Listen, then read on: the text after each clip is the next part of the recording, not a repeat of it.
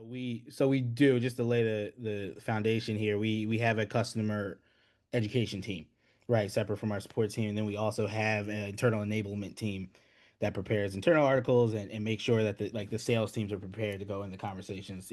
So we had all these pillars in place, but that doesn't mean they were connected, or that they're ready for something like this. So yeah, when we started looking at, so to answer your question directly, Jacqueline, like no, we we did not, and we were not, but we saw once again, not to use the same phrase over, but the writing on the wall, to say like, oh, like you said, garbage in, garbage out. If our documentation, our data isn't ready for this, it's not going to go as well as we think.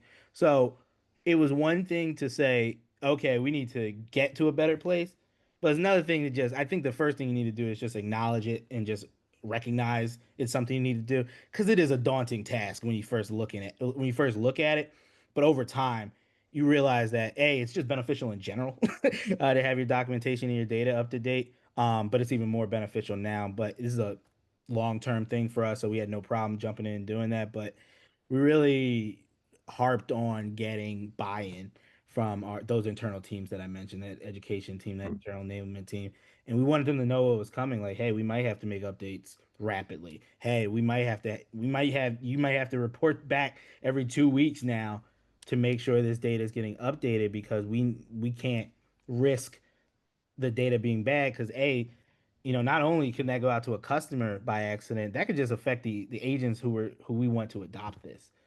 Right. So, make sure everyone's on the same page with that and understanding that was critical. Um, and then came the task of actually updating things. So we built a process around, like I mentioned earlier, getting feedback from the team. It's a lot of documentation, right? We need this updated. We need this better. So it's made us a stronger support organization, because we're able to see like if the AI could understand this and our team couldn't get help from it, that's something we need to update. It needs to be more clear. And something I haven't struggled with too much, but I see it in conversations is the way the way your documentation is written now is in a variety of ways. It's either an SOP for internal people or it's an external facing document, right? Written for humans.